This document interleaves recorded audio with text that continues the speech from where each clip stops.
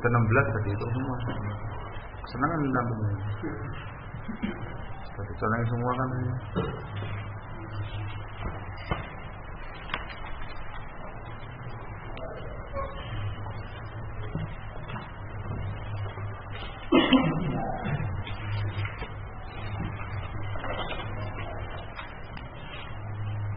Abu Sufyan Ambon, Abu Khalid. Halo Abu Khalid. Bukan yang kabel. Oh dua, itu juga Abu Khalid. Masya Allah. Abu Khalid dua. Abu Khalid sama Abu Khalid. Tahar. Abu Qasim. Oh iya Abu Qasim. Abu Mansur. Ini kan jadi Abu semua ini kenapa tuh? Kalau sama aslinya. Abu Mansur, Abu Farhan, Abdullah Muna, Abdul Rahman, Abu Muslim, Muhammad Nganjuk. Ada kok Muhammad Nganjuk? Muhammad Khairi gitu. Hah? Mending kayak gitu daripada Muhammad Nganjuk. Ya, Muhammad Khairi. Gitu kan? Kecil. Nabi Muhammad Khairi, ya Muhammad Nganjuk, Muhammad Khairi. Terlalu besar banyak dia. Mengusung kota Nganjuk. Abu Hatim.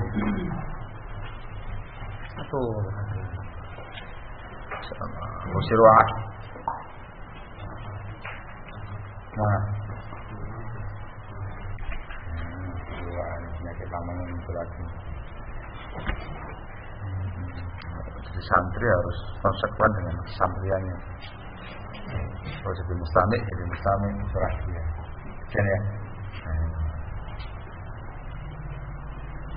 Abu Utsman, Abu Affan,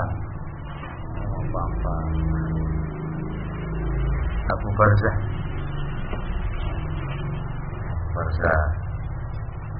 Abu Sulaiman, Abu Ubaidah, Abu Abdullah Syarif, Muhammad Bashir, Abu Ismail, santri bukan mustami, ya. Santri bukan mustami, harus sesuai dengan kesantriannya, konsekuensinya. Ya, kalau nggak kuat jadi mustami saja kayak wajan.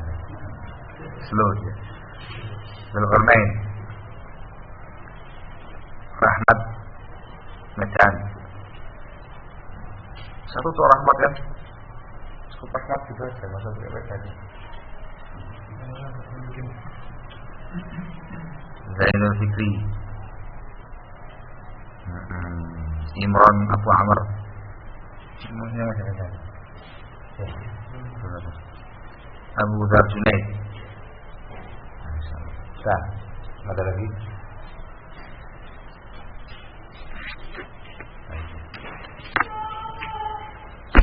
Bismillahirrahmanirrahim. Alhamdulillah wassalatu wassalamu ala Rasulillah wa ala alihi wa sahbihi wa mawalah.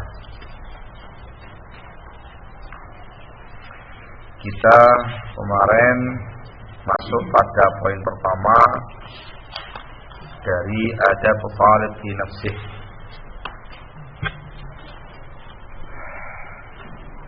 yaitu ikhlasun niyah lillahi subhanahu wa ta'ala, mengikhlaskan niat lillahi tabaraka wa ta'ala.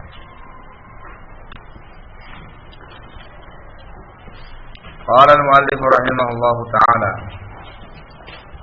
walil ulama'i fi hadha aqwalun wa mawaqif. Dan para ulama dalam masalah ini memiliki aqwal, pernyataan-pernyataan, mawaqif, sikap-sikap terkait dengan masalah niat. Bayantu tarafan minha, saya terangkan sekelumit daripadanya fil mabhasil awal min kitab at-ta'alum, pada pembahasan pertama dari kitab at-ta'alum. kitab Ta'alum karya beliau. Wa yuzadu alaih, masalah yang berikutnya ditambahkan pada masalah tadi masalah yang lain, yaitu nahyul ulama'i 'anil qabuliyat, larangan para ulama dari qabuliyat. Apa itu? Wahiyal masailul lati yuradu biha syuhrah, permasalahan yang diniatkan untuk kemasyhuran. Maknanya barakallahu fiik, di sini seorang talibul ilmi, seorang pencari ilmu dilarang untuk memiliki sifat qabuliyat, suka menampilkan masalah-masalah yang unik-unik atau masalah-masalah yang dia menyelisihi umat padanya dalam rangka untuk syuhrah, memasyhurkan diri. Ada mayajus, tidak boleh. Ini masuk dalam satu jenis syuhrat, upaya untuk mencari ketenaran yang dilarang di atas. Ini biasanya barakallahu fiik orang-orang yang memang memiliki sifat semacam ini, hubbus syuhrah, hubbuz zuhur, senang tampil. Kebiasaannya menampilkan masalah-masalah unik yang tidak diketahui oleh teman-teman dia yang lainnya. Wahai masail ammah, ini masalah umum, bisa terkait dengan ilmu alat atau mungkin terkait ilmu yang lain. Maaf, yang umum terjadi barakallahu fiik, ini pengalaman dulu ketika masih belajar. Maaf, ketika belajar nahwu. Belajar nahwu ya, Pak. Biasanya seorang yang kepingin syuhrat semacam ini senang ngetes dia. Kalau ngetes ya, mengetes kawan-kawannya dalam rangka untuk kemasyhurannya. Saya ngerti, ini loh. Nah, tentu belum apa-apa dibandingkan dengan kita orang. Sama-sama baru belajar jurumiyah. Yang fulan tadi itu yang senang syuhrah, maka cerdas orangnya, gampang menerima pelajaran dan langsung paham cepat. Ngetes temennya, dia ngetesnya itu bukan dari jurumiyah, tapi dia ngetesnya itu dari buku yang lebih tinggi yang dia pahami. Ngetes dari mutamimah. Coba kamu i'rab gini. Dia ngerti, Rahmat ini cuma tahu jurumiyah. Ini juga jurumiyah, tapi dia pernah membaca buku-buku lain yang lebih tinggi, tamimah atau misalnya. Dia i'rabnya dia sesuai dengan ilmu jurumiyah kan gitu ya. Salah dia, keliru. Dia merasa jurumi. Oh enggak betul itu begini, salah kamu itu, keliru. Ya betul itu begini, ribut. Rahmatnya kalah argumentasi, karena kan dia kalah ilmu. Tujuan simpulan tadi itu yang untuk syuhur. Itu namanya hubbuz zuhur, hubbuz syuhur. Disebut dengan qabuliyah. Menampilkan masalah yang diniatkan untuk syuhur padanya. Ada kathir, baik ilmu nahwu atau ilmu-ilmu yang lain. Juga contoh kedua barakallahu fikum yang sering muncul pada orang semacam ini ialah dia punya prinsip khalif tushhar. Apa namanya? Khalif tushhar. Selisih orang lain, maka masyhur. Bahasanya orang sekarang melawan arus. Itu namanya khalif tushhar. Ini dalam banyak hal ya. Nah, misal, ini dalam semua hal. Saya sekarang bikin contoh terkait dengan masalah fikih. Masalah fikih. Misal, di kampung dia, kampungnya dia, di kecamatan dia, di kabupaten dia, bahkan di wilayahnya dia, orang sholat mesti ketika takbir angkat kedua tangan meletakkan di atas dada. Bagaimana bahasa malah ini? Allahu Akbar. Ada rajul, orang ini barakallahu fiik, dikarenakan senang kemasyhuran, dia punya prinsip khalif tushhar, lawan arus. dibahas-bahas sama dia dengan gaya so ilmiah begitu, terangkan, ditampilkan, dan ternyata Rasulullah Shallallahu Alaihi Wasallam sholatnya tidak sedekat. Padahal ilmiah so ilmiah bahkan riwayatnya begitu. Ilmiah. Yang sahih bukan begini, ini. Yang betul, Allah. Ini yang sunnah. Ini kan namanya Khalid Rizhan. Dia menyelisih kebanyakan masyarakatnya.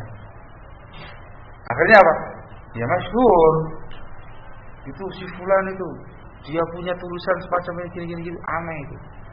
Masa semua sak kampungnya, sak kecamatannya, sak kabupatennya, bahkan sak wilayahnya dia semuanya salat begini, Allahu Akbar begini, dia Allahu Akbar begini. Artinya jadi bahan perbincangan orang. Itu namanya kemasyhuran, menampilkan masalah dengan tujuan untuk kemasyhuran. Yang dia pandang bukan masalah rajih dan marjuhnya itu, yang penting syuhrahnya pulang. Biasanya orang semacam ini barakallahu fiik punya sikap inat, ngeyel. Kan ya, tidak gampang untuk menerima. Ketika diterangkan sama orang, bantah lagi, terangkan lagi, bantah lagi. Terus begitu. Tujuan dia bukan untuk mengetahui mana yang hak, mana yang tidak, semata-mata dalam rangka untuk syuhrah. Itu namanya fuduliyat. Talibul ilm dilarang memiliki sifat yang semacam ini. Ini mengurangi nilai keikhlasan. Paham Syarif? Nah, ini beberapa contoh terkait dengan bicara ilmu, terkait dengan masalah-masalah keumuman di masyarakat. Nah, ingat, saya perlu kasih tandinya. Tandinya di situ ialah niat awalnya.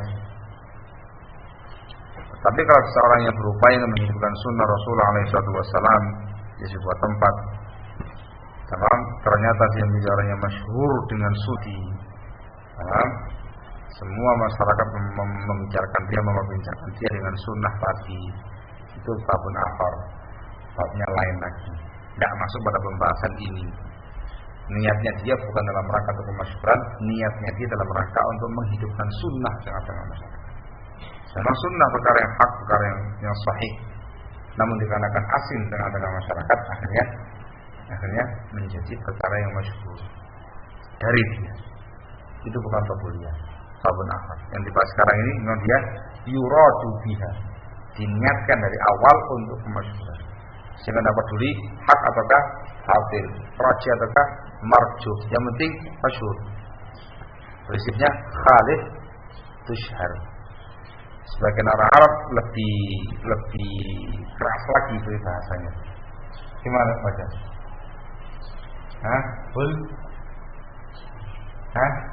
Bul fi Zamzam tushhar. Anjing di sumur Zamzam masyhur kamu nanti. Itu prinsipnya orang yang punya tipe khalid tushhar. Yang penting kemasyhuran saja. Melawan arus. Kalau semua orang sedang kumpul di Mekah, umrah atau haji, jutaan orang, satu orang tiba-tiba datang ke sebuah sahabat, mancur dia, gitu. Akhirnya apa? Ya masyhur, wah satu dunia mendengar si fulan, bin fulan, dia buang air kecil di sumur Zamzam. Dia kalau dulu itu perkara batil, perkara hak, benar atau tidak, yang penting dia masyhur. Ada khatir ya, hati-hati. Bernasihatkan untuk para tulabul ilm, hindari masalah yang semacam ini. Dan paham ya? Qala rahimahullah ta'ala wa qad qila, dan dikatakan zallatul alim madrubun laha tabl.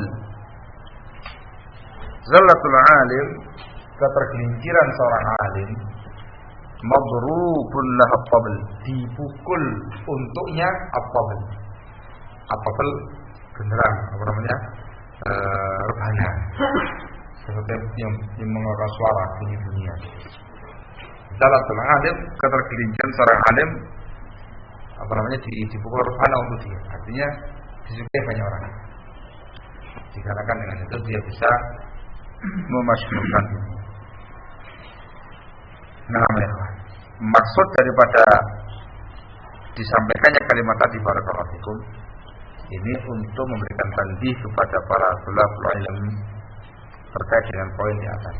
Jangan punya prinsip khalif tushhar dengan cara mengambil zallatil ulama, mengambil ketergelincirannya para ulama, mengambil pendapat yang aneh-aneh, yang nyeleneh. Jangan. Itu bawahnya barakallahu. Wa an Sufyan rahimahullahu taala annahu qala, dari Sufyan rahimahullahu taala dia berkata, kuntu utitu fahmal Qur'an, saya dulu diberi, dianugerahi oleh Allah Subhanahu wa taala pemahaman tentang Al-Qur'an. Falamma qabiltu surrata sulibtu, maka tatkala aku menerima surah sulibtuhu, maka aku dicabut dari pemahaman Quran tadi. Surah itu makna asalnya ialah kantong yang biasa dipakai oleh orang dulu untuk menyimpan uang. Paham ya? Orang dulu itu kalau nyimpan uang boleh dompet ya, terus dimasukkan di kantong dan diikat. Ya, ada gambarannya kan? Itu bukan dongengnya Abu Nawas, atau dongengnya Rasulullah. Betul nyata demikian ketika itu, sehingga dikenal dengan nama surah. Kantong, terus itu untuk tempat menyimpan uang. Uangnya pecah di situ, dirham, dinar, diikat, ada surah. Jadi pahami? Sehingga maknanya barakallahu fiik, kata Sufyan rahimahullah, saya dahulu diberi anugerah pemahaman Al-Quran, gampang sekali dan mudah untuk memahami Al-Quran. Tetapi tatkala saya menerima surah ini tadi, kantong yang berisikan fulus uang ini tadi, sulit tuh, akhirnya aku dicabut dari pemahaman tadi. Artinya apa? Sudah tidak ikhlas lagi. Itu maksudnya apa? Ini akibat tidak ada keikhlasan di dalam menimba ilmu agama. Belajarnya, tamam, mencari ilmu agamanya dengan tujuan mendapatkan surah tadi, kantong fulus tadi. Kalau sekarang bahasanya baik, gaji itulah semacam upahnya yang mengandung unsur surah itu.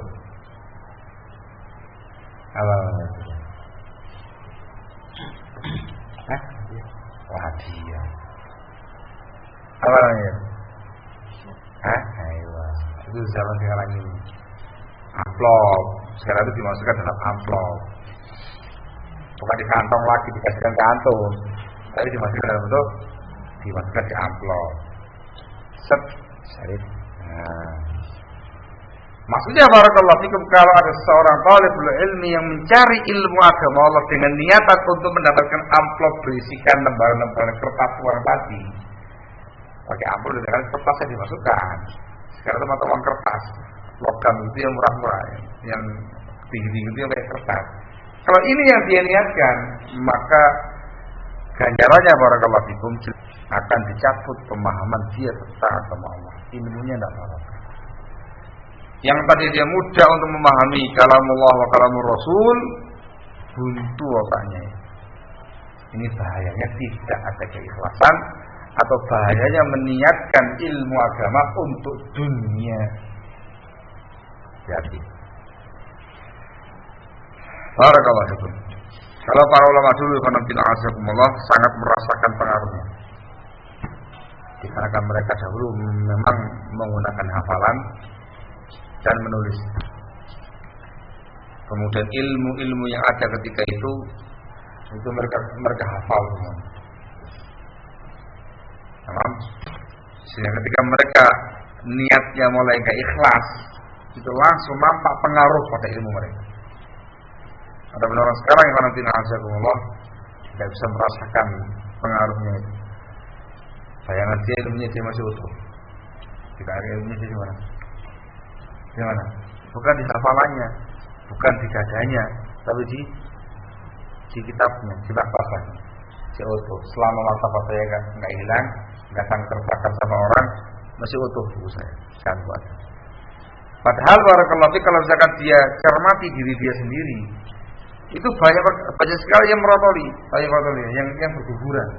Itu ketika dia jauh dari maktabahnya dan ketika dia ditanyai oleh banyak orang.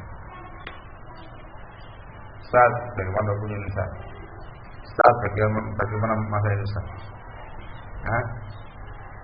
Itu buntu, pel itu hilang semuanya, kemana pelnya ini? Perasaan dulu pernah membaca kayak gini, itu gimana ya? Hah? Jadi karena ini di maktabah, di kalian di rumah. Nah, sekarang nggak ada maktabahnya.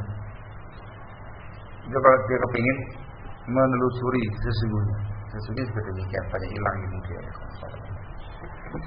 Tetapi kalau dengan dikasih saja seorang yang masih mukhlis, orang yang ikhlas lillahi tabaraka wa ta'ala, diniatkan betul Allah subhanahu wa ta'ala, bukan karena itu semuanya, itu keluar semua ilmu terpampang di depan.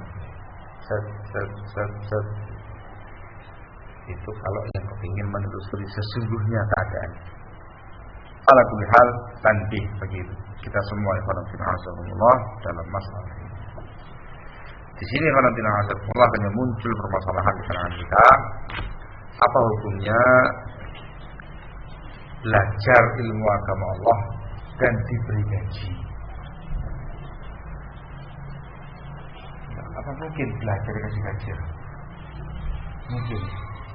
Ada kejadiannya. Gimana ini? Oh, jamiah. Jamiah mana? Jamiah Sidawiyah.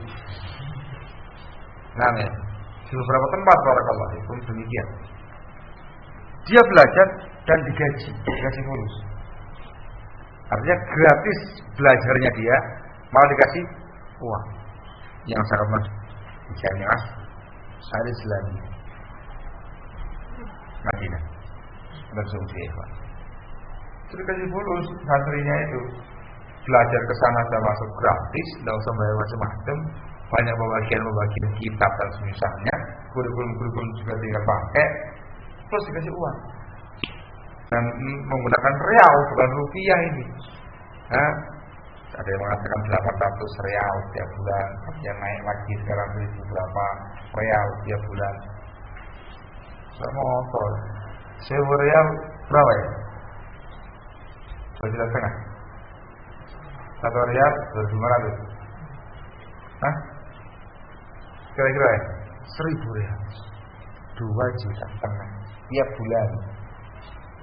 Tiap bulan, bukan tiap tahun, bukan pas Ramadan gitu ya. Tapi tiap bulan 2,5 juta. Gimana nih? Jawabannya tergantung niatnya masing-masing.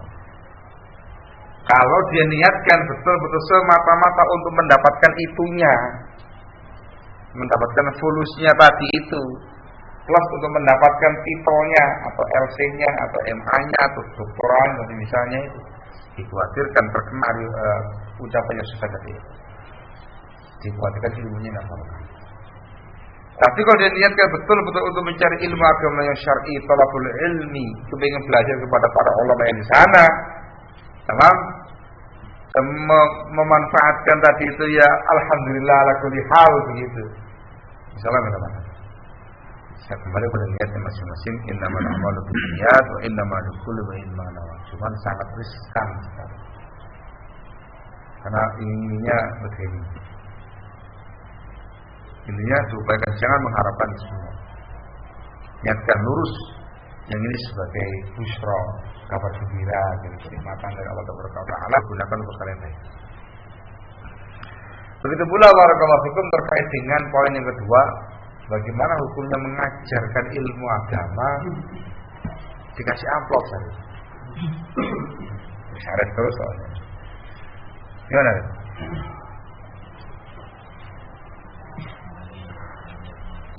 Kalau berniatnya, gimana nih?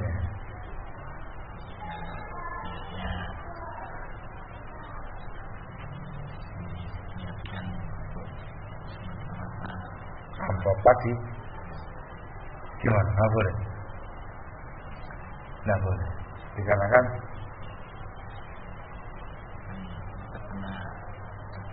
gitu ya. Tahunya ini orang mengharapkan amplop, kalau kemudian antum membongkar dadanya supaya diketahui niatnya dia apa.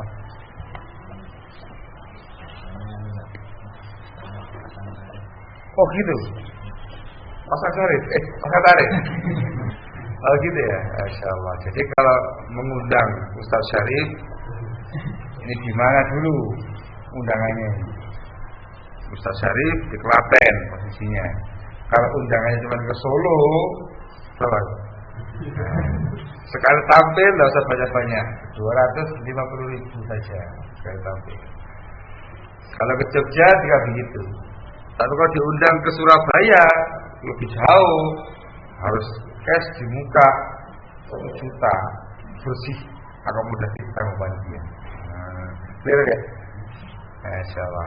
Atau apa ya? Ini contoh yang sangat gamblang, sangat jelas menunjukkan itu orang memang betul-betul hendak mendapatkan dunia wa mafiha. Jelas negara keikhlasan atau punya harap ya. Termasuk Allah Ta'ala wala tasyaru bi ayati thamanan qalila, jangan memperjualbelikan ayat-ayatku dengan harga yang sedikit, yakni dengan dunia dan seisi.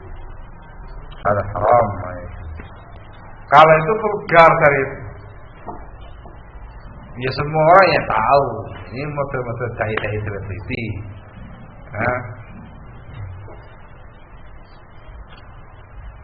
Ini banyak yang ini banyak saya kondang yang di metropolitan segala macam itu, sehingga mereka punya sistem. Jadi mereka memiliki manajemen khusus dan memiliki kru dan para karyawan dan pegawai. Jadi kalau kita mengundang Ustaz satu ini harus melalui asisten dia. Dia jadwalnya kosong. Ya, tempatnya di mana? Di sini. Acara apa? Berapa lama? Iya.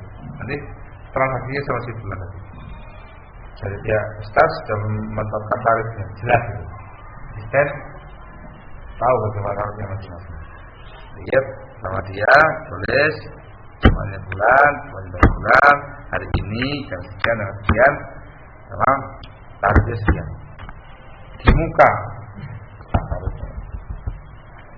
Paham ya? Di muka, bukan di belakang. Sekarang tarifnya jelas sekali tampil 40 juta, belum 40 juta. Itu murni, bersih. Akomodasi, transportasi, PP, makan, penginapan segala macam tanggung panitia. Ini bersih. Ayo, gitu ya saudara. Dari ya. Ini ada yang semacam itu. Ada pula barakallahu fikum yang mengadakan semacam training. Trainingnya menggunakan pendaftaran. Misalkan training pelatihan khusyuk dalam sholat. Ini lagi ngetren sekarang di kota-kota besar. Paham? Saya buat sekali ngetren. Aku sangka. Ayo. Ini dia tim ahli majalah Sakinah. Ya, Sakinah. Tahu mana? Nah, ya, aku sangka lah. Itu bayar. Orang-orang yang masuk dalam pelatihan dia, training dia untuk khusyuk dalam sholat, satu orang dikenai tarif 1 juta sekian per orang, per kepala, per training. Kalau misalkan dia ikut training lagi, ya bayar lagi 1 juta sekian.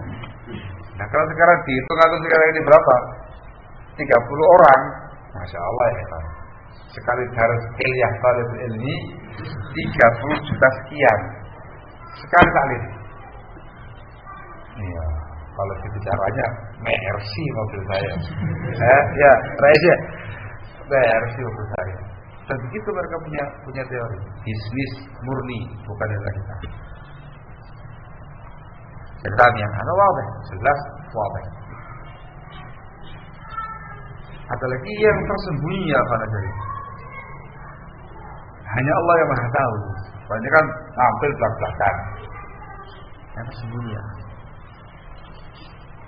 Ini yang harus diwaspadai oleh antum semua, calon-calon kami. Jadi itu harus diasah dari sejak dini. Ini namanya penyakit halus, penyakit hati. Riak dan segala macam kan di sini ya. Nah, Yang halus barakallahu fikum, yang menunjukkan bahwa orang ini betul-betul ingin mendapatkan surah tadi atau amplop berisikan lembaran kertas tadi itu. Iyalah macam-macam. Di antaranya, dia merasa kecewa ketika dia buka amplopnya itu cuma sedikit isinya. Ini tadi ada khatir. Ya, diundang kajian ke Surabaya. Bisa ya, sama ya. Ini harus lagi. Susah ya. Dia ke Surabaya. Kajian paham. Paham? Dikasih apa 100 pas. Di mobil dibuka sama dia. Loh, nah kok cuma 50.000 rupiah. Nah ini PP ke sana saja. Sini sana Surabaya naik mobil PP dan tolnya, kemudian dan makan dan segala macamnya, nggak mungkin 50.000. 50.000 cuma bensinnya tok, tolnya PP 15.000 dan 65.000 belum makan siang dari dia dan sopir paling nggak 20.000, 85.000, rugi 35.000. Berapa ya? Orang yang niatnya itu mau kepingin mendapatkan tadi itu ya Pak. Wah, kecewa berarti. Bukti kecewanya bagaimana? Afwan. Kalau diundang lagi saya nggak mau. Ayo, tapi sangat halus lembut ya. Dari bahaya ya. Ambil lagi Ustaz. Lagi Ustaz, ini jamaahnya Masya Allah senang Ustaz. Semangat kemarin Ustaz. Masya Allah ini Ustaz. Nah, ya, harinya dia. Kita udah capek-capek ke sana, segala macam. Kita udah mengeluarkan biaya 80.000. Cuma dikasih 20.000 ya Pak. Kok dia ada 30.000 terus nombok lagi. Mana ini? Nah, ini banyak alasan. Apa nih hati saya kondisi lagi sibuk ini, bagaimana ini santrinya juga kita diajari terus, tidak boleh keluar kemana-mana gimana. Banyak alasan dalam hatinya itu. Dia nggak maunya dikarenakan amplop itu terlalu sedikit, rugi. Kalau tapi rugi dan hati-hati.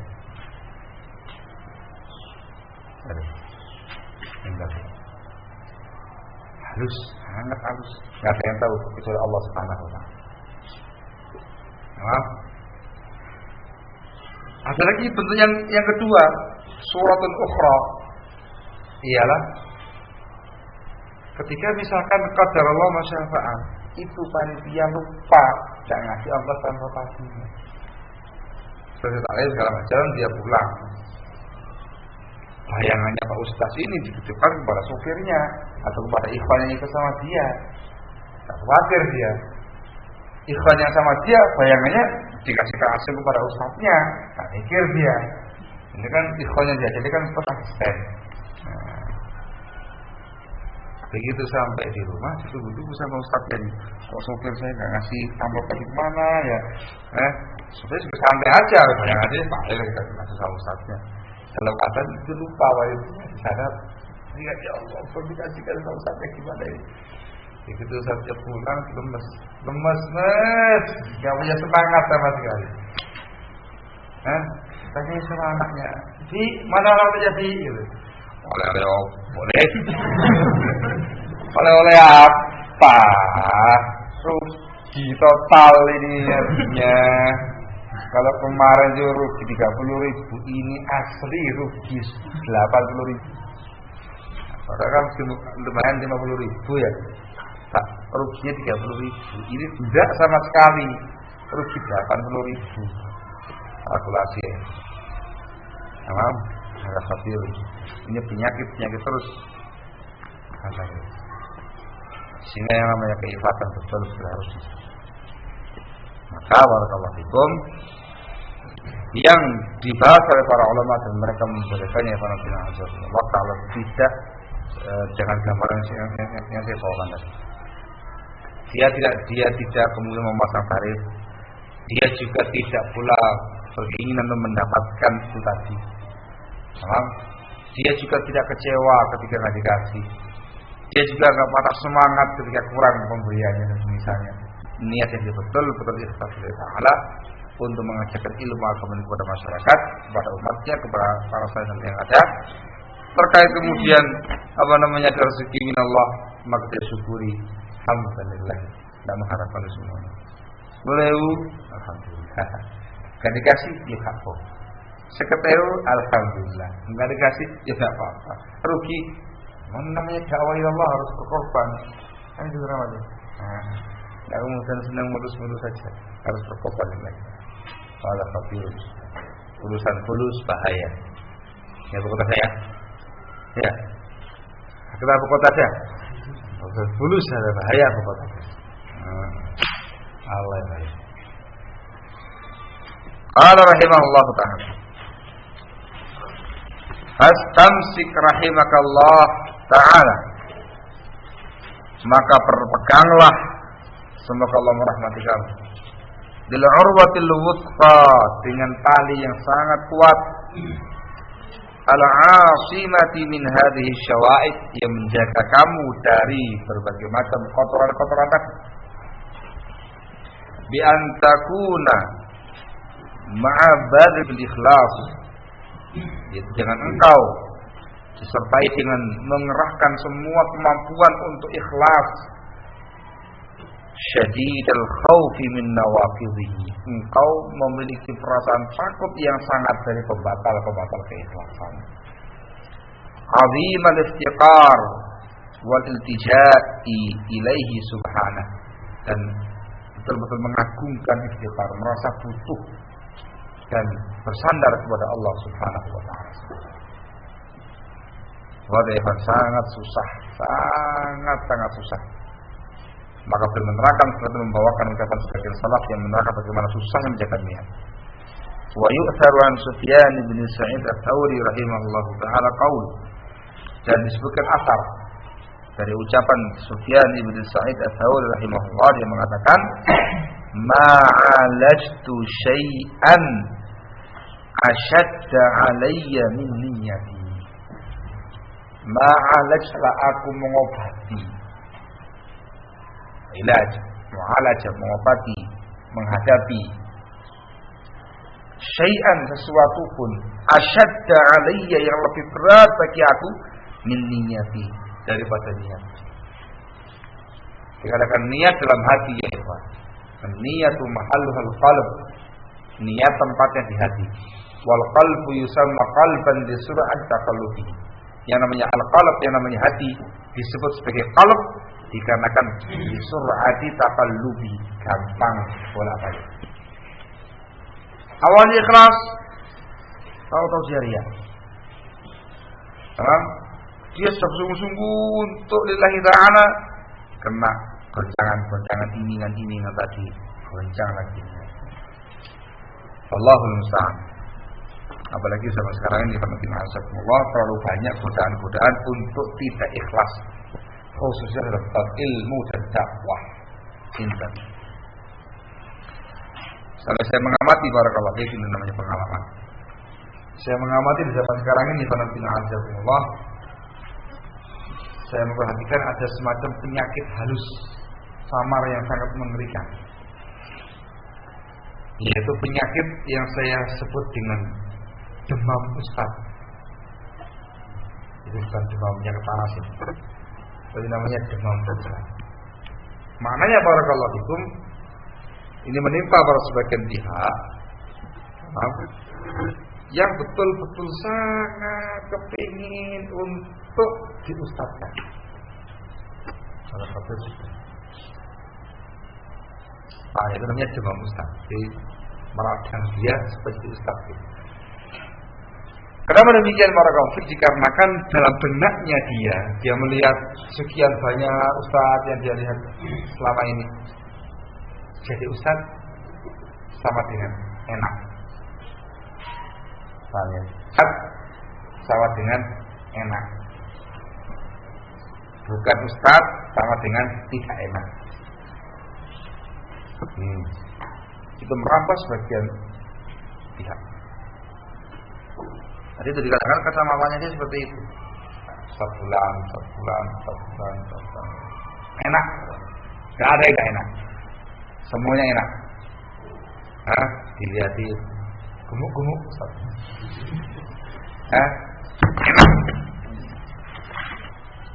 Tengok lagi banyak kemajuan. Sebelumnya jalan kaki, sekarang pakai sepeda ontel. Tidak lama kemudian ganti sepeda ontelnya itu sepeda motor. Sepeda motornya yang tadinya biasa-biasa aja, peningkatan. Yang tadinya Suzuki naik menjadi Supra.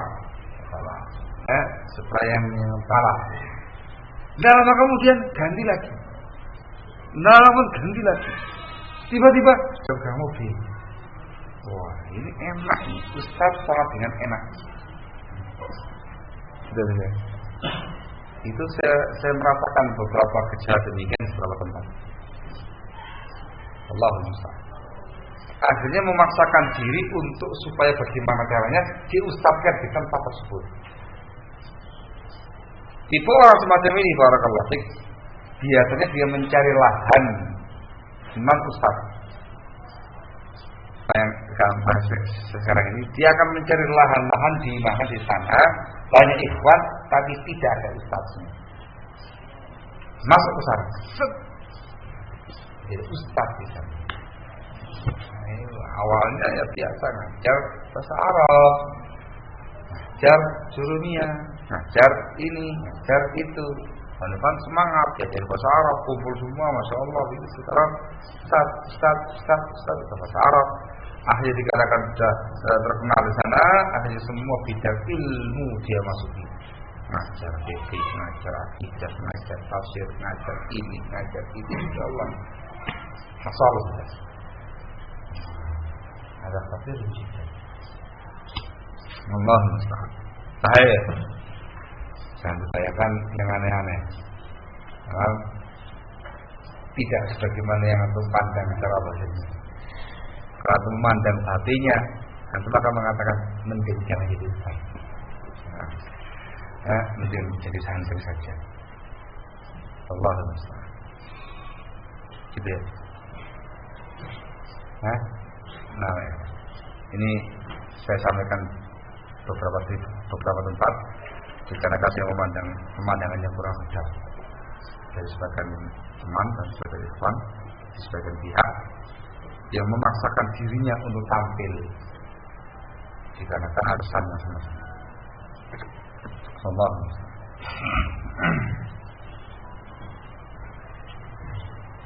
Hal intinya di sini adalah hati-hati dari yang namanya pembatal keikhlasan.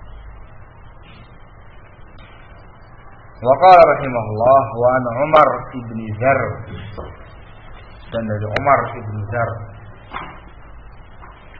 annahu qala li walidihi, bahwasanya dia berkata kepada ayahnya,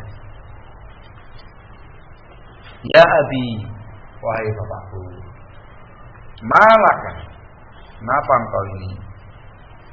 Idza wa'abtan nasa, kalau engkau yang memberi mau'izah, pengarahan kepada orang-orang, akhadahumul buka, mereka nangis. Kenapa ini?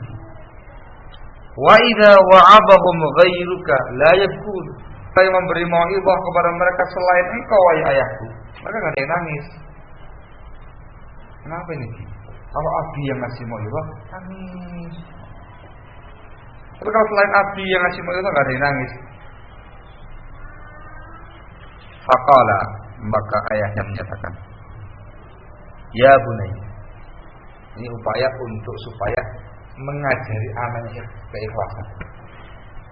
Padahal barakallahu fikum, ini ciri-ciri yang semacam ini itu ciri-ciri keikhlasan seseorang dalam memberikan sebuah ilmu. Paham ya? Ketika ilmunya disampaikan dengan penuh keikhlasan, itu mengena ilmunya itu barokah. Barakallahu. Tapi kalau ilmunya itu disampaikan bukan karena keikhlasan, berambian, mengantar, enggak sampai menghujam dalam hatinya orang. Cuman ini ayah si Zar tadi ini, dia tidak kemudian ingin keikhlasan dia terluntur.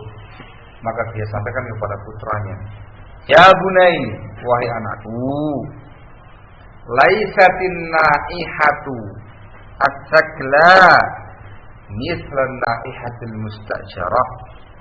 Wahai putra, tidaklah naihah, seseorang wanita yang meratap, yang menangis, as-sakla, yang betul-betul kehilangan orang yang dia cintai, mislan naihatil mustajarah, seperti wanita yang meratap, yang diupah, yang digaji. Yang namanya naiha itu perempuan yang nangis dalam meratap. Di sini belum membagi dua. Ada yang sakla orang yang ditinggal mati keluarganya, entah anaknya atau bapaknya atau ibunya misalnya. Kalau naiha yang jenis pertama ini nangisnya asli, betul-betul nangis gitu loh. Nangisnya dari hati yang paling dalam, dikatakan ketinggalan orang yang dia gitu ya. Dia seorang wanita ditinggal mati oleh suami tercinta. Nangis atau nangis? Hah? Umumnya nangisnya itu dibuat-buat atau alami? Jawabannya alami, tidak dibuat-buat. Betul-betul dia nangisnya itu karena sedih ditinggal suami tercinta. Itu namanya naihatul taqwa. Itu keikhlasan dalam nangis. Kedengaran ya? Sementara yang kedua, naihah al-mustajarah, itu perempuan-perempuan bayaran yang dikasih upah, dikasih dibayar untuk nangis rame-rame. Sehingga dia menangis, dia meratap dikarenakan kematian orang, itu bukan karena kesedihan dia dari hal, tapi memang bayar. Sehingga nangisnya pura-pura. Ada nggak yang semacam ini? Jawabannya banyak. Biasanya muncul dan terjadi pada kaum Nasara. Dan itu banyak di zaman jahiliyah. Jadi sebelum terjadi Islam atau Katolik, mereka biasa ini berbangga-bangga dengan banyaknya orang yang menangisi sang mayit. Ketika ada yang mati, supaya buatnya nangis, diundang semua perempuan satu desa, kesini semua nangis. Misalnya naik hamsah, dibayar, dibonus, nangis semua. Nah dia berusaha nangis, gimana caranya? Ya mesti nangis. Padahal ya ternyata yang biasa dia nggak ikhlas kalau nangisnya itu. Itu namanya naihah mustajarah. Jawabannya artinya beda. Perempuan nangis yang ketika mati oleh orang yang dicintai dengan perempuan nangis yang dicintai. Maknanya beda. Seseorang yang ikhlas dalam menyampaikan ilmu dengan orang yang tidak ikhlas dalam menyampaikan ilmu. Pengaruhnya lain. Orang yang mukhlis fi ilmih, orang yang mukhlis fi da'watih, itu menancap, menghujam ilmunya itu. Betul-betul terasa para tolabahnya, kepada masyarakatnya baru dibandingkan dengan adanya. Ada waqi'ul nyata. Nyata ya. Jangan. Sekarang berapa banyak orang-orang yang biasa mendengarkan ceramahnya Dai selebriti. Jawabannya banyak. Suka datang Dai selebriti kemana begitu. Wah itu penuh, masih jamin. Penuh yang namanya lapangan. Kadang-kadang Dai kondang satu ini. Siapa yang lagi rata siapa? Saya dulu. Hah? Saya dulu siapa? Itu Ta'ah ya. Ta'ah itu panggilan Nusra ya. Agil Ginanjar. Itu kalau datang ya kan para kawan, tuh rame, masjid penuh semuanya, sama lapangan penuh semua. Yang banyak siapa yang datang? Ibu-ibu. Waduh, semangat. Banyak orang yang datang dan berkali-kali mendengarkan ceramahnya. Saya pertanyaannya, apakah membekas? Apa mereka? Apakah yang hadir itu kemudian berubah prinsipnya, berubah ibadahnya, berubah akhlaknya, berubah jalan hidupnya, meninggalkan yang haram dan semisalnya? Jawabannya Ya segitu-gitu aja, dari dulu sampai sekarang ya gitu-gitu aja. Ibu-ibunya dari dulu ya gitu-gitu aja. Datang ya bersolek, ya dandan, baunya ya harum, dan semisanya. Ngaji sampai ribuan kali sama akhir, ya gitu-gitu aja, nggak ada perubahan sama sekali. Ya apa ya? Nyata makanya kan? Wah, dia kan bukan orang yang mukhlisun kita. Baru dari hari apa? Itu gambaran real dalam contoh kemasyarakatan. Laisa fil na'ihatil taqla misal na'ihatil mustajab. Ini pentingnya niat. Wafaqakallah lirusydika amin. Semoga Allah Subhanahu wa taala memberikan taufik kepada kamu dan membimbing kamu. Amin. Intinya barakallahu fikum, poin pertama ini ditekankan sekali para thalabatul ilm untuk bisa menanamkan keikhlasan dalam belajar. Dan ingat itu syartun tatabu'i la ibtidai. Memang diupayakan terus dia berjuang untuk memperbaiki keikhlasan dia dalam menimba ilmu agama sehingga barokah ilmu itu dan hilangkan berbagai macam perkara-perkara yang mengotori keikhlasan. Ini apa? Kunci. Harus dari sekarang atau tanam. Ini kunci akan terus terbawa sampai ketika antum pandai nanti, ketika antum nanti menjadi seorang dai, ketika antum menjadi seorang alim, seorang syekh. Tergantung data-data ini. Paham? Barakallah. Ketika antum di awalnya mukhlisun fi ilmik, insyaallah, karena nanti ketika di atas antum berdakwah ila Allah menjadi orang yang mukhlisun fi dakwah. Kalau di awalnya sudah nggak beres, sudah hubbu zuhur, senang tampil, hubbu syuhra, senang kemasyhuran, misalnya, ketika nanti antum tampil ke atas dakwah ila Allah pun juga akan memiliki perangai yang sama. Hubbu zuhur wa syuhra. Allahul musta'an. Wala haula wala quwwata illa billah. Wahai, sengaja saya terlambat dikarenakan pentingnya pembahasan masalah keikhlasan. Kunci mumpung masih dalam taraf belajar, dijaga dan terus dibenahi niatnya supaya barokah ke depan nanti. Wallahu ta'ala alam bissawab. Adapun poin yang kedua terkait dengan al-mutaba'ah, upaya untuk mengikuti sunnahnya Rasul alaihi salatu wasallam, akan dibahas pada pertemuan yang berikutnya. Ada soal? Pertanyaan? Nah, gimana? Tentang masalah amplop itu kan. Kadang ada ustaz itu dia untuk misi di luar kota itu dia ekonominya kan ada, sehingga nggak bisa misi. Terus dia ada harap ya dia misalnya misi sekitar sana, kalau sebelumnya keluar dia minta dibiayai, apakah itu boleh? Kemudian yang kedua ustaznya yang juga ekonominya rendah, terus dia misal apa? Menulis buku untuk supaya dapat menggunakan royalti, supaya dapat apa? Ya royalti terus dapat penghasilan dari ilmunya itu. Baik. Adapun poin yang kedua tadi terkait dengan seseorang yang mengembangkan ilmunya lewat tulisan, misalnya, dan dia mengharapkan ketika nanti diserahkan kepada penerbit, dicetak, mendapatkan royaltinya sekian persen dan segala macamnya dari buku yang dia keluarkan tadi. Terkait dengan yang satu ini, barakallahu fikum, jais, ada masalah. Imam bekas Syekhul Albani rahimahullah taala ketika menerangkan materi semacam ini beliau mengatakan hadza kasbun halal. Itu merupakan usaha yang halal, bahkan min afdhalil makasib. Termasuk usaha yang paling afdal. Tidak ada masalah. Ya, kadang-kadang memang itu jadi payah dia gitu. Memang dia membahas ilmu semua yang ada tadi itu dia tulis waktunya segala macam. Tapi afdalnya kalau seandainya dia tidak layak syai'an, tidak mengambil apapun dikarenakan dia cukup, ada afdal. Benar ya? Boleh. Itu tegas dari fatwanya dia. Ada yang terkait dengan pertanyaan pertama tadi itu. Seorang ustaz yang ekonominya rendah, kebanyakan juga rendah. Apanya aja. Nah, diundang jauh keluar kota.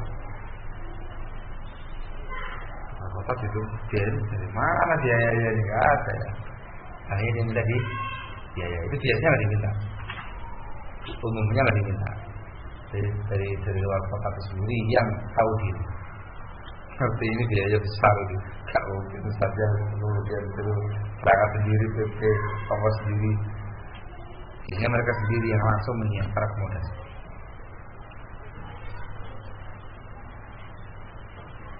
Jadi nggak ada masalah sih. Sekarang bagaimana kalau seandainya dia yang ngomong, kayak gitu ya? Maka jawabannya itu lebih ahsan kalau dia ngomong. Dia sampaikan kepada mereka, minta afwan. Saya bukan konglomerat, saya kaum melarat.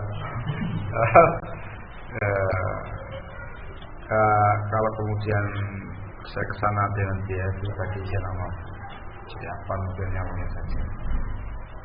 Saya harus atau kasar. Ada kemudian, oh iya boleh, siapkan ya pesawatnya. Itu jaga beres ya. Tapi ada banyak seperti itu ya. Banyak itu. Seperti itu. Oh, misalkan dia di sini, sudah ke Jakarta. Wah, di Jakarta kalau naik bis capek saya. Naik kereta apalagi, wah sudah nyaman kereta itu. Nah, pesawat itu. Belum disiapkan tiket pesawat TPP ya. Saya pakai yang namanya Adam Air. Itu menakutkan itu. Pakai Garuda. Terbayang dan selayaknya bagi seorang dai Allah semacam ini. Pas sekali bahasa yang isyarat ya kan, maka akan tahu sendiri gitu. Kalau cara jauh kita mungkin ada kemampuan untuk sana. Seorang yang cerdas paham dengan bahasa sini. Saat ini nggak punya biaya. Absyur jangan khawatir. Mau disebut, mau ini, mau itu. Seorang yang nilai ta'ala jangan mengatakan yang mudah berganti. Nah kemudian kalau sebut, tapi jangan pakai mobil Pandra ya. Kalau bisa Innova atau yang sekelasnya lah. Sebut-sebut kelas itu bisa bawa Alphard. Karena nggak bayar lagi.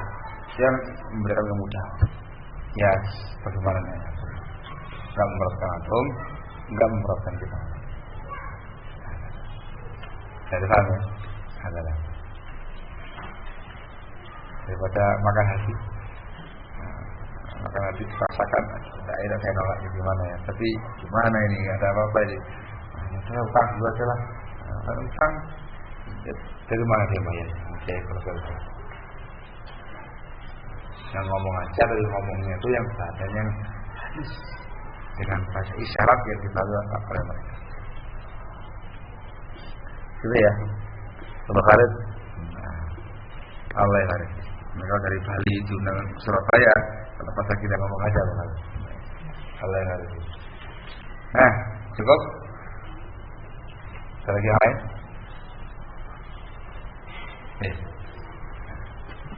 Ada yang tinggal kan? Kita berdoa, subhanallah, alhamdulillah, asyhadu an la ilaha illa anta, astaghfiruka wa atubu ilaik. Tafadhal.